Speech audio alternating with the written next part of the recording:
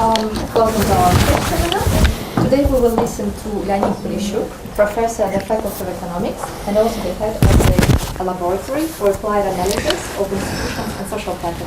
Thanks. Please, you're welcome. All right. Good evening. I would like to present here a paper which is prepared jointly by myself, Egor Malkov, who is here, and also Will Pyle from Middlebury College and Paul Dower from the New Economic School. This paper is about costs and benefits of private ownership, and we are particularly interested in the case of land ownership by Russian commercial firms.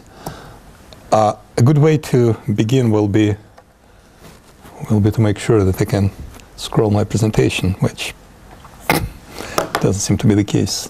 Do you know what the problem could be? For some reason it doesn't respond. Oh yeah, well it does. Okay, excellent.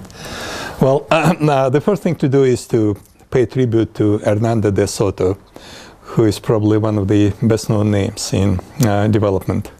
Hernando de Soto became famous by writing two books. The first one appeared, I think, somewhere in the 1980s, and it was titled Another Path. And in that book, he argued that it takes enormous amount of time, money, and efforts to obtain a proper paperwork to confirm that someone is an owner of a piece of real estate. Property titles, obtaining property titles in developing countries, especially in Latin America and in Peru, which is the native country of Hernando de Soto, was extremely costly. And as a result, a large number of individuals were owners of land de facto, but not de jure. And in his second book, which was titled Another Path and appeared some 10-15 years later, de Soto argued that developing countries remain poor precisely because they have so big informal sectors, and precisely because people who possess land are not formal owners of that land. And he gave a couple of explanations. The best known one is that if I am a de jure landowner, not just de facto landowner, I can pledge my land as a collateral. I can use it for the purposes of secured lending. And as a result, it would be much easier for me to get access to credit than it would have been otherwise. And of course, a restriction in access to credit is a well-known obstacle to development in developing countries. And therefore, argued de Soto, make sure that people who are owners de facto become owners de jure. And by doing so, at virtually no cost, will boost development greatly, simply because that will facilitate access to credit and bring about other enormous economic benefits. And this conjecture that by giving people ownership titles over the assets, primarily movable assets and most and foremost land, would bring about considerable economic benefits, is known in the literature as the so-called de Soto effect. Now, if you think about this a little bit as economists and ask ourselves why exactly land ownership would produce economic benefits for people who use the land, there are two reasons. First, if you own land, you have much stronger incentives to invest in land. And again, this is for two reasons. First, investments might be costly. And if you are certain of your possession of that plot of land for years to come, you will have enough time to recoup these investments. And secondly, if you own the land, investments would not require otherwise considerable, if not formidable, transaction costs with third-party owners, as you might have heard today in my lecture, as per the famous theory of significance of property rights by Grossman and Hart. It should say 1986, not 1996. So first of all, there is a stronger incentive to invest, and then, very fortunately, lo and behold, there is also an improvement in accessing credit. You want to invest, and you have better access to investment and credit simply because you can use land as a collateral. De Soto was proselytizing his teaching, his scriptures, as I called it here, around the world very vigorously. And in fact, he was here in Russia, in Moscow, about 10 years ago. He was brought here by Andrei Larionov, at that time a liberal economic advisor to Vladimir Putin. He had a meeting with Putin. He had a discussion with him.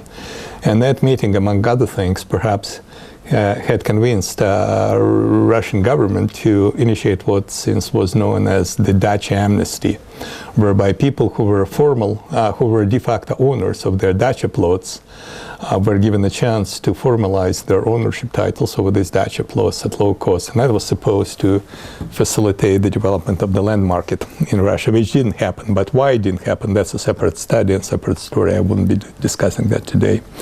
But elsewhere around the world, there is a significant literature, probably several dozen titles. It's reviewed by a couple of authors, primarily in development economics, which concludes that the impact of land ownership for access to finance and credit is not as straightforward and powerful as it could be expected if you're a true believer in De Soto's religion. And formal land ownership is not all the time as magic, a silver bullet, as the De Soto principle implies. Now, if you try to explain why giving people ownership titles over the land that they use de facto does not bring about expected economic benefits, and let me recall that we have at least a couple of reasons to expect that such benefits would occur. One is stronger incentives to invest, and this is vital for development, and second, better access to investments. And if that doesn't happen to be the case, then an explanation that seems to be plausible, at least to us, is that there is what is known as the second best principle. And according to the second best principle, if you have a very imperfect institutional environment, if you excuse my French, if you have an institutional environment which is screwed up on many counts, and you try to improve it on just one single count, that does not necessarily make you better off. It might easily make you worse off, simply because imperfections can cancel off each other. They balance each other somewhat.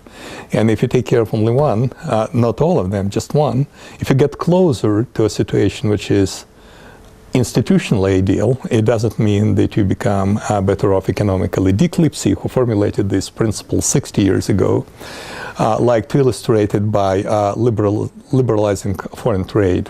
If you have a country which has a system of tariffs which protects domestic industries, and then if you leave just one tariff and leave others in place, and that brings you closer to free trade, and everyone knows that free trade is first best, the country could be worse off.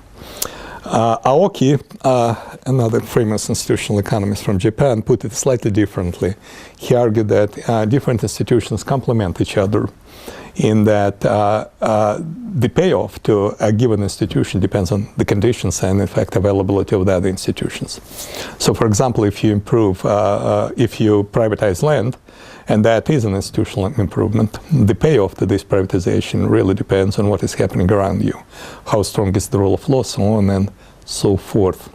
And the recent Russian history and the history of other transition countries provides ample illustrations of the second best principle and institutional complementarity, whereby partial reforms make countries essentially worse off. They do not bring about the expected benefits until and unless you fix all the institutions. But it might be difficult to fix all the institutions at once at the same time. And as a result, you end up having half-reformed economies and societies. And these economies and societies are captured in protracted economic recessions with widespread rent-seeking and very strong political resistance to a full-blown competitive market economy. There was a great paper which, in fact, largely stimulated my own interest in this topic. And that paper was written by Tim Besley, Khatak, and Burchardi. And I attended the presentation of this paper at one of the ISNIs, even before it was published. And it was an excellent attempt to explain why land ownership does not necessarily make owners better off. And even more so, this explanation was given in a very traditional framework, whereby you have farmers, then farmers use land, but don't own land, and they need credit, and they go to a bank to obtain credit, and they do it while they do not have a collateral to pledge. And then they become landowners, perhaps by miracle of some reform, and they go to the very same bank, and now they do have a collateral to pledge, and guess what? They get credit on worse terms. The interest rate is up. because of land ownership. And if you think a little bit, it's very easy to understand. Suppose I am a lender, and what is important, I am a monopoly lender. And that means that land privatization has occurred while other components of the institutional setup have not been fixed. A credit market is not competitive. So you see big problems on the side of the availability of credit, but land now is privatized. Now, before I was a landowner, if I'm a peasant, a farmer, and I lease land or whatnot, then I go to a bank, and the monopoly lender will not charge a very high interest rate for a very simple reason. If the interest rate is very high, then the probability that I would default on my loan is also quite high. Everyone understands that. And if I perceive this probability as high, I wouldn't be putting as much effort in cultivating my plot as I would have otherwise, because with a high probability, I would get nothing. And therefore, the likelihood of default in that case would increase if the interest rate goes up. And that moderates the greed of the monopoly lender. He would be able to set the interest rate as high as he would like, but too high an interest rate would be counterproductive for him, and therefore he keeps interest rate moderate. Now, if I'm a landowner, if I can pledge my land as a collateral when I apply for a credit, that makes a complete difference, because if I go bankrupt in the case of default, that's fine. The lender loses nothing, because he would get my land instead, or he would recover what I owe him by claiming at least a portion of my land. And therefore, the restriction on the interest rate that existed before is not there any longer, and the interest rate is up. And as a result, farmers end up becoming worse off after they have become landowners, and that's in complete contradiction. It flies in the face of this de Soto effect. To wrap up my introduction, I would like to draw attention to another excellent paper, which for some reason is not as well known and popular as it certainly deserves, despite of the fact that it's written by Acemoglu and Johnson, well, perhaps just because there are too many papers written by these people and you cannot read all of them. So they become victims of their own success. But this paper is titled Unbundling Institutions, and that's an empirical paper. And in that paper, the author argue that different types of institution matter to different extent for economic success. And they take distinction between, they somewhat inaccurately, in my opinion, call it property rights institutions. Essentially what they talk about, and they make it clear when you read between lines, that they're talking about institutions that protect private sector agents from predation, from government predation. It's essentially political institutions. It's essentially to what extent governments are restricted by checks and balances, and to what extent governments are accountable. And in such institutions, property rights are usually fairly well protected. So they call it property rights institutions, but in fact what they talk about are vertical institutions, and this is verbatim, it's a quotation, that affect citizen elites' relationships. That's one type of institutions. And another type of institutions is contracting institutions. And these are institutions which affect transactions between private parties. These are institutions which make it easier or more difficult to write up a contract, to resolve disputes that emerge around contracts, so on and so forth. So granting land ownership titles to de facto users is definitely on the side of the contracting horizontal institutions which affect transactions between private parties. So without going into too many details, Acemoglu and Johnson conclude that vertical property rights, citizen elite type institutions are far more important for economic outcomes than horizontal institutions. And in fact, in empirical analysis and regressions, if you properly instrument both horizontal institutions and vertical institutions and use 2SLS estimation, then in these estimations, horizontal institutions become irrelevant. They become insignificant. Whereas vertical institutions, property rights institutions, become highly significant, remain highly significant. And that implies that fixing property rights for land, and this is something that is happening quite obviously horizontally, might not be as powerful a measure as again believers in de Soto's theory hold. Now the Russian case. Now let's get to the Russian case, and this is what we study. There is a very good paper, and one of the co-authors of this paper, Pyle, was a co-author of that one as well. And in fact, that paper was prepared here first. Well, Pyle was a visitor at the higher school, and it first appeared as a working paper at the Higher School of Economics. And I think now it's finally published. I don't remember Journal of Institutional Economics, something of law. There are a couple of journals where it could have been published. In that paper, the authors were, I think, the first to test the de Soto effect not in agriculture but in industry. Because most of the existing studies, they deal with agriculture, with farming, and so on and so forth. And Karas, Pyle, and Schurz observed that Russia was a site of an extremely interesting natural experiment. And you can take advantage of this experiment to test the de Soto effect. The essence of this experiment was that privatization of the Russian industrial sector occurred in steps. The first wave of privatization, which occurred in the early 1990s, did not involve land. A majority of the Russian firms were privatized, became privately owned companies, joint stock companies, but privatization covered essentially what is on the surface, but not the land itself. It's buildings, equipments, whatnot, other assets, but not the land. And land was exempt in part because of the political resistance of the then recalcitrant parliament, which was not as obedient as today's one, and also because there was no legal framework to privatize land. The land code was passed some 10 years ago. I think it was passed in 2001, give or take. So before that time, it was difficult. There were limited opportunities to actually privatize land. But once the land code has been in place, land privatization by firms really took off very steeply. And I'll show you charts right here. You see how the land ownership by Russian juridical persons, firms and other organizations picked up after the land code has been passed. But Karas and others also observed that making use of these new opportunities was highly uneven across the Russian Federation. In some regions it was much easier. There was much less of headache, much less of red tape. And also people had to pay sometimes nominal price for the land that they were about to privatize. And in some cases this price was very affordable, very reasonable. In other cases, it was highly inflated. And as a result, privatizing land was sometimes a fairly simple thing, and firms took advantage of that. Elsewhere, it was much more difficult. And that was some sort of exogenous variation in the opinion of the authors of this paper, and indeed gave the opportunity to consider this as a natural experiment and to obtain statistically significant estimates, consistent, I should say, estimates of the impact of land ownership for the performance of the Russian firms. For that study, Karas and others used a unique data set. It was a survey that I think Pyle himself administered and got funding. It was a survey of Russian commercial firms.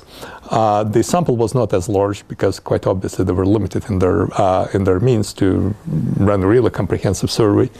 But nonetheless, this survey had led to the conclusion that land ownership, as predicted by de Soto, indeed facilitated access to credit of Russian firms. And as a result, to that extent, de Soto's dictum has been confirmed by the previous authors. Now, what we would like to do is not to dispute that land ownership by Russian firms makes it easier for them to secure access to credit. We would like, however, to point out that land ownership might entail other consequences, and those might be not as beneficial as getting better access to credit.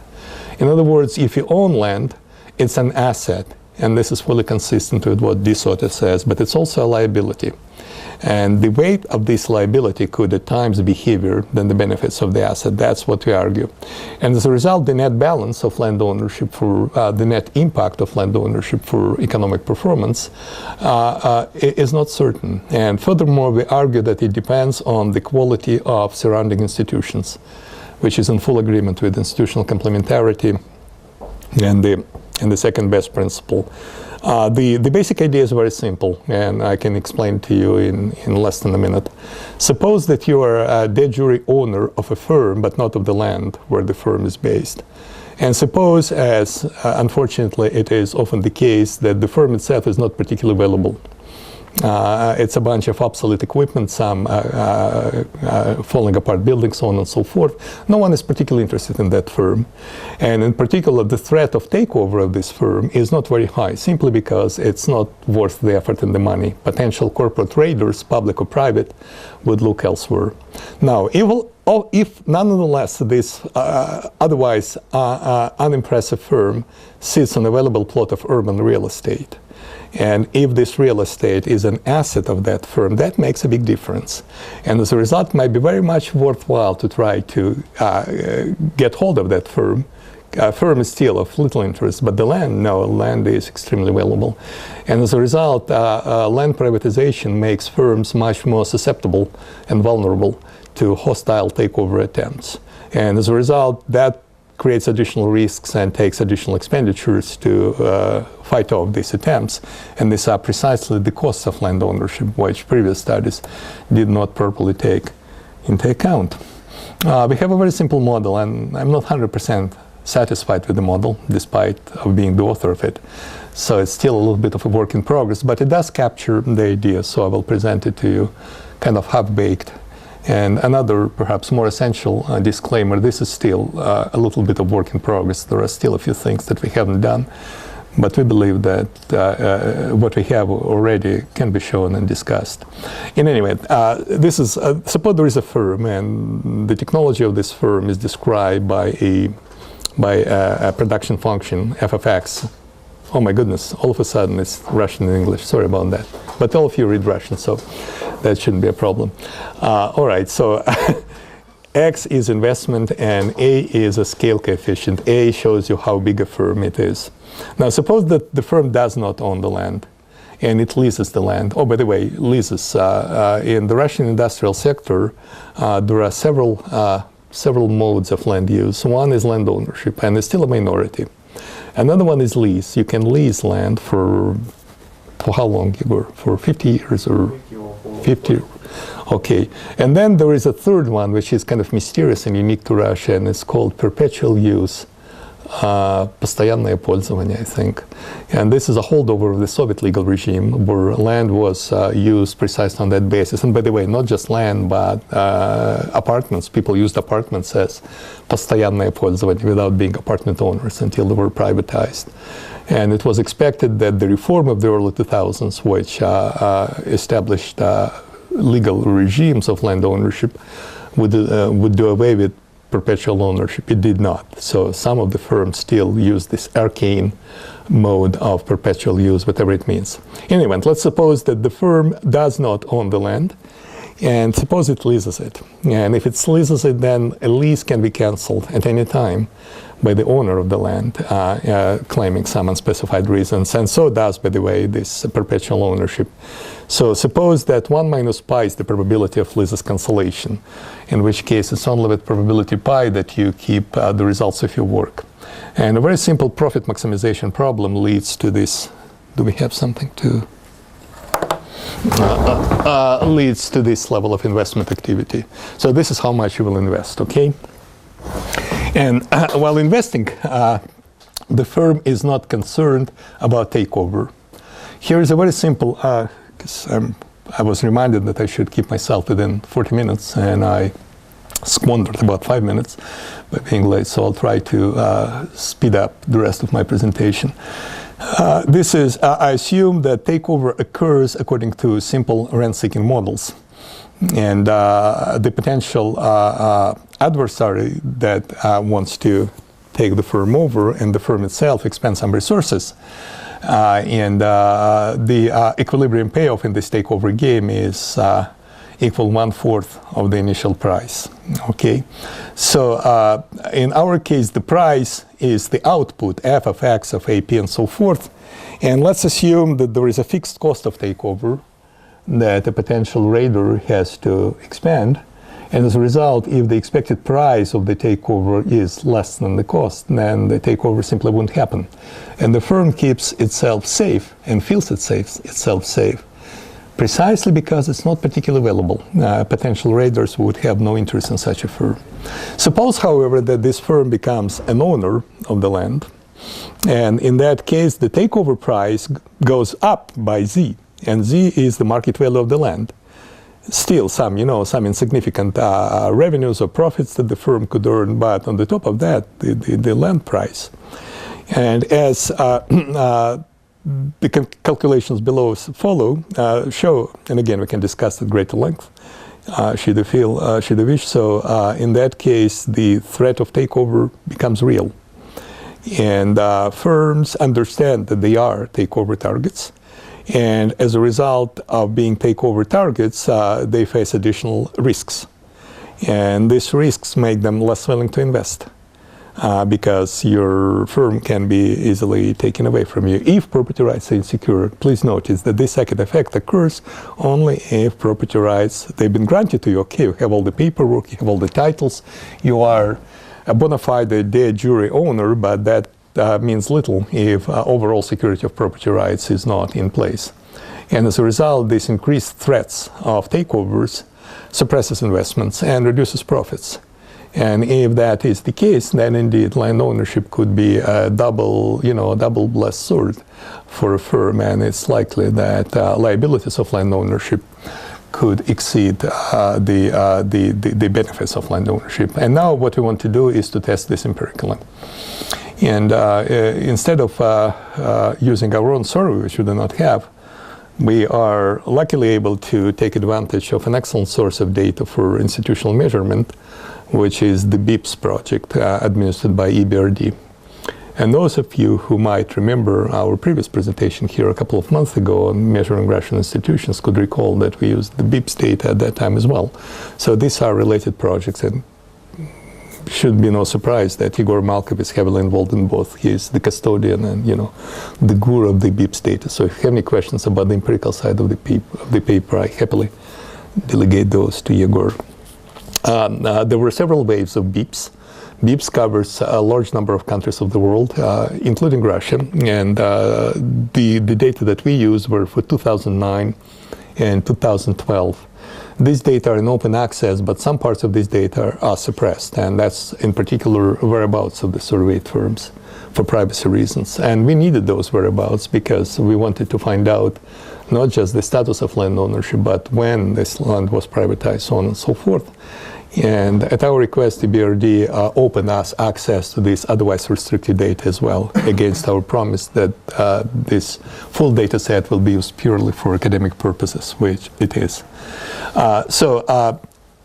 You could easily find the questionnaire of BEEPS, and it registers data on firms' characteristics and business environment. It's quite extensive.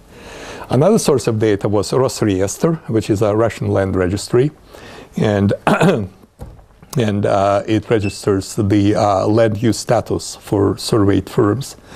And as I said, it's a combination of several regimes: land ownership, lease, or perpetual use. And I should also mention that we used institutional measures outside of the BEEPS project. In particular, we used a very tale-telling measure of the share of the informal economy. It's commonly assumed that good institutions reduce the size of the informal sector because people hide in the informal sector from bad institutional environment, and vice versa, bad institutions inflated.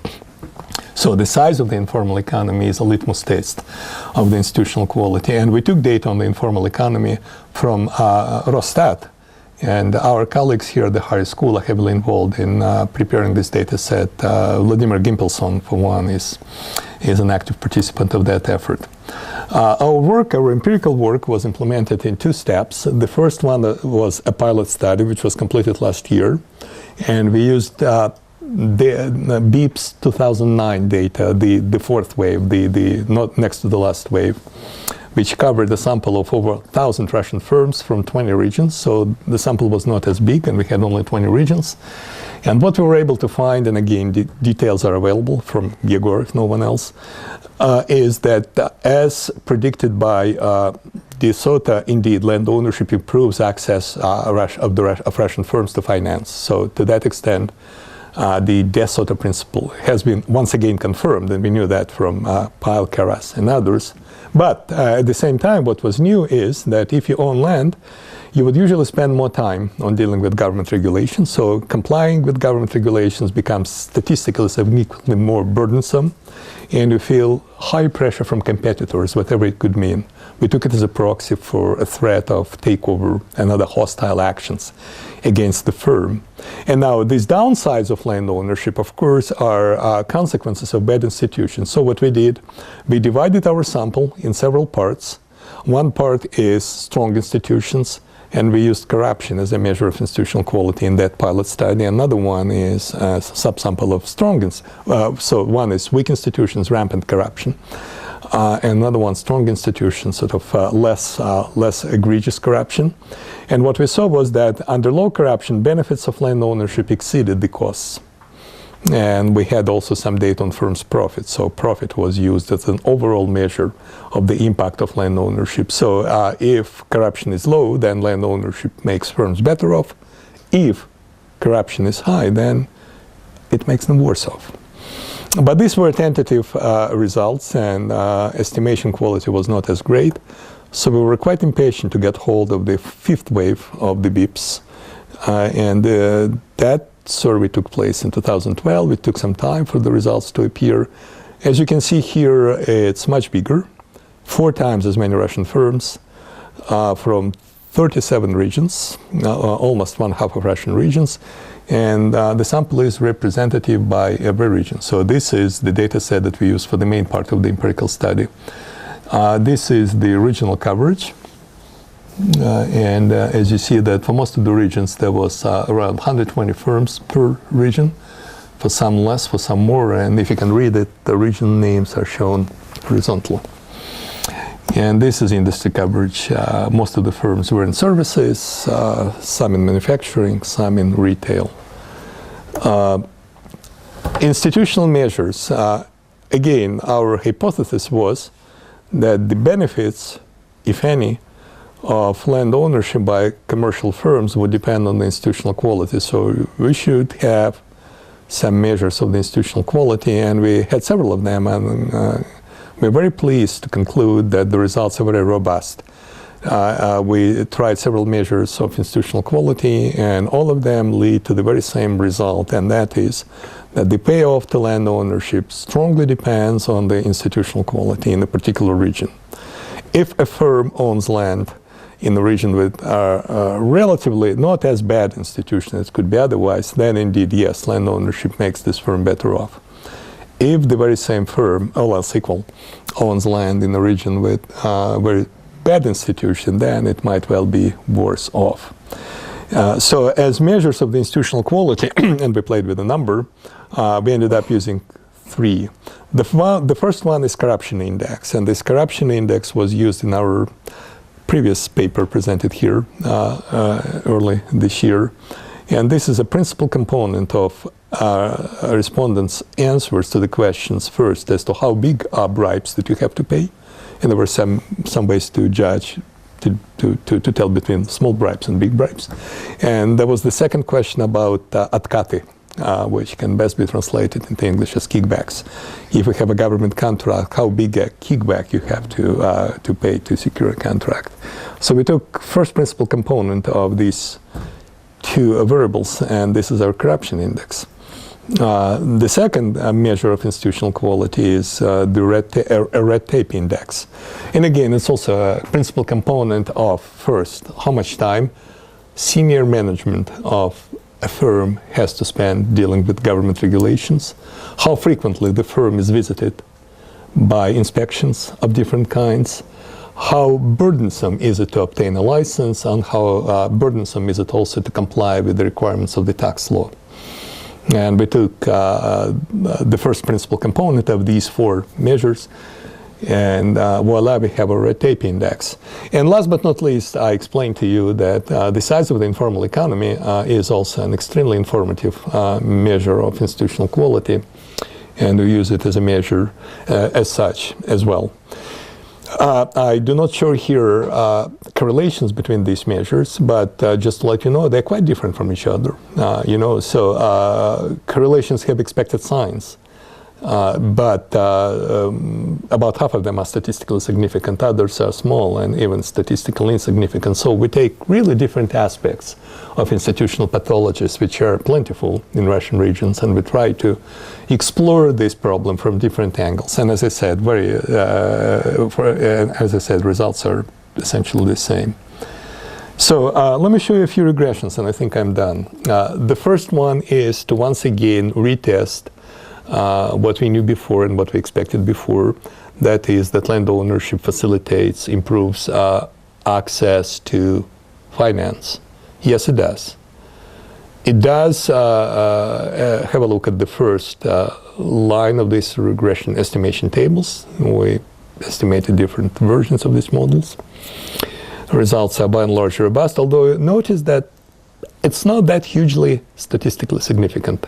Coefficients are all negative, as expected, and they're negative, and that means that land ownership makes access to finance lesser an obstacle that it would have been otherwise. So signs are, as expected, kind of significant-ish, but not as hugely. Now, the second thing is to see if we see any signs in our sample of an adverse impact of land ownership for the firm's performance. And we have a measure of how much firms have to pay for their security. And what we see here is that land ownership increases the security payments quite significantly. In fact, statistically very significantly, 1%. And unlike the benefits of land ownership that we saw here, the costs of land ownership are very prominent and very robust. So obviously, land ownership entails significant liabilities, as we expected, not just the benefits, which so far says nothing about whether it's a good or bad idea to own land by a Russian firm. We need to compare the different costs and benefits. Now we know that there are some costs and there are some benefits, so which of these are more significant? To answer that question, we run regressions of profit as the overall performance criterion of the firm. And we regress it first on the share of land owned by the firm. Have a look at the first regression, and land ownership makes firms more profitable, all else equal. Okay, it's good news. We include corruption as our first measure of institutional quality. And corruption, if added to land ownership, has a negative sign, so corruption makes firms less profitable. Surprise, surprise. But the coefficient is not statistically significant. Land ownership remains statistically significant and positive. But then we include interaction of corruption and share of land owned by the firm. And by doing so, we're trying to understand to what extent the quality of the institutional regime affects the benefits of land ownership. And we see that consistently this interaction is, as expected, negative, and as expected, statistically significant. And once this interaction is included, the land ownership itself loses significance and becomes much smaller in magnitude. What that means is that if your level of corruption goes up, then the full marginal benefits of land ownership decline with corruption, because the interaction coefficient becomes negative. And that means that corruption, bad institutions eat into the benefits that otherwise would have accrued of private land ownership. They diminish them. And if they go sufficiently up, then the overall effect of land ownership becomes negative, unfortunately. If a firm operates in a very corrupt institutional environment, then it would be better off not to own land. Let's do some robustness checks, and let's replace institutional measures. Here is red tape. Same result, as you can see. Same story, I would say. And the interaction is even more statistically significant. It's very, very highly significant, 1%. And same story. If a firm owns land in a region with severe red tape, and then it's worse off. And the severity of red tapes diminishes the benefits of land ownership. In formal economy, same story. I said that it's not, it's a foregone conclusion. It's not a foregone conclusion because these three measures of institutional quality are quite different from each other. But they all suggest the same. They all confirm the same story. If land is owned in a bad institutional environment, the value of this land for the firm's performance is not as high. And if institutions are completely bad, then land ownership becomes a net liability for a firm. Well, that's it, I guess. And here are the conclusions. The conclusions are that privately owned land could be both an asset and a liability for Russian industrial firms. The asset part is that such firms indeed have better access to finance. And the liability part is that property rights are insecure. And because of these and other institutional pathologies, there are costs of land ownership. And institutional quality is indeed, so there are two factors, and they come into calculations with different weights. And there is something that sorts one region from the other. There is what is known as, in economics, as sorting factor. And in our case, institutional quality is such a sorting factor, and it does affect the cost-benefit balance of land ownership in the Russian industrial sector. And as I said before, and as our regressions show, poor institutions eat into the gains of land ownership that would otherwise be expected due to this sort of effect. In extreme cases, they leave land-owning firms worse off, which again is in agreement with the second best dictum. I mentioned that this is work in progress. And let me tell you what else we want to do until we will conclude that this is finished study. We want to play with different types of estimations, use some other measures of institutional quality. A big problem, which we are fairly optimistic about, is that this paper so far does not deal with possible endogeneity. But Karras and the co-authors have what they thought is a great instrument that they used in their study successfully, and we're going to use it here as well and try some other instruments to prove causality from institutional quality and land ownership to economic performance. And their instrument was the overall, let me see if I have any mentioning of this here. Hold on for a second. Please. Yeah, right. No, sorry about that. They have some land privatization index, which describes the overall attitude to private land ownership in a particular region at the time land was privatized. And they thought that that was a source of random variations as far as individual firms were concerned. And this index is available, so we're going to try to use it as well. And then there is another intriguing story, and the story is why exactly Russian firms decided to privatize land once this option has been made available to them, especially given that the expectations about whether land would be valuable or not were not certain. So this is also something that we want to do, and this is also on our to-do list, explaining firms' decisions to privatize land. Thank you. So thank you very much. Now we have time for the discussion. Any questions? Yeah, thank you very much. Very impressive findings. I have a question. Do you have any information on the types of loans and investments the companies do?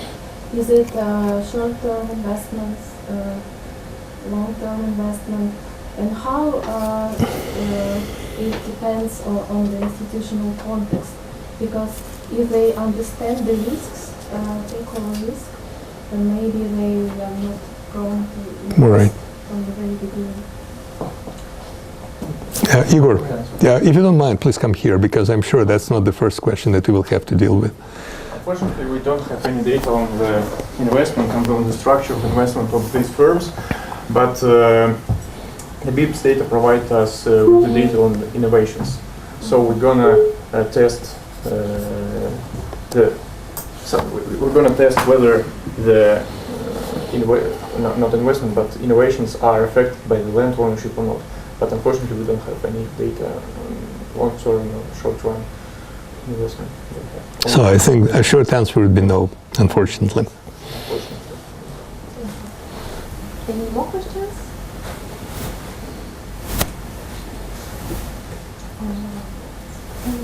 So no more questions? Please. Do you take into account the land price of the land where the firms are located? Because two firms located in the same region might be located in the different parts of the city, and for example, one of them might be located in the very center of the town, and it might be more vulnerable to attack.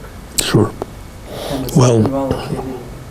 Well, no, again, unfortunately, we didn't have that information, but remember, we were going to try to explain the decision to privatize. And hopefully, since we have whereabouts of the firms, once BIPS has disclosed to us the whereabouts, sometimes it's addresses of the firms, real addresses, or sometimes the GPS coordinates, we can probably use such information. It looks like indeed a good idea to try to use it. That could probably strengthen our case. Also, that's, I should probably, we were able to control for some other parameters of the firm, such as the number of employees, so on and so forth, but not for the value of land. And for the sector, right, Egor, where the firm operates. Any more questions? A small question about the number of employees, and I'm not sure, maybe I missed this point. Which types of firms were included in your sample? Is it quite similar firms, for example, bigger firms, middle firms? It's a representative sample. Here is the summary statistics. And as you can see, you cannot see that time, sorry. Number of employees, see, mean is 69, standard deviation is 330. And it could be as small as 4 people and as big as 11,000 people. So it's a random representative sample. Then the following question will be, so in your regressions you have the greater effect on profit, for example, as I remember from the number of employees. Well, we control for the number of employees, and the number of employees helps. Yeah, but this number of employees should be correlated with the share of land owned by the firm.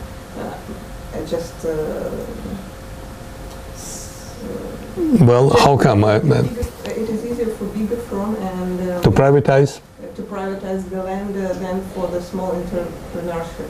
Not necessarily. I would not necessarily agree. And this is, as I said, exactly the question we still want to discuss. Because a big firm has bigger resources, but it also sits on a... Look no further, next to this Гостиница Вышка on Babilova. There is huge завод имени Орджоникидзе. And although at one point it was big, I don't think this завод will ever be able to privatize its land because it's just way too valuable. So I'm not sure if size helps. Size matters, I guess, but how exactly, we're not sure. Did you try to check whether these two variables are correlated or not? Land ownership, no. Egor, did we? We could, thanks. That might be a good idea. But please notice that... Could be correlated. Right, but if you please have a look, you see that, for example, in this regression, number of employees remains very highly statistically significant for profit. So bigger firms are more profitable in our sample, and at the same time land ownership loses significance in and of itself, unrelated to the institutional quality. Even from these results, I think that they should be highly correlated because you have their high significance the first free regression. Oh, before we included the number of employees, right? Yeah, right. Then you just have no significance. Conceivably, yes, right. That's a good point. Well noted. Thanks. And maybe it is really different stories about big firms and small firms. Small firms are thinking about privatization of the land, and why big firms think about this. Sure, this is thinking about randomized sample, but maybe in your case it is better to have 3 distinct samples on small firms, medium, and big size firms. Okay. Because, as you mentioned, this example with the factory, I think the factory faced really restrictions from the state, from the city to privatize this land. Yep. So this should be really different story. But again, again, in the previous paper by Karas, Pyle, and Paul Dower, Confers, no, Paul Dower was not there. He's involved in another paper with Pyle. In that paper, they argue that land ownership was an outcome of some natural experiment, simply because in some regions authorities were more conducive to the idea of privatizing industrial land, and some others they were not.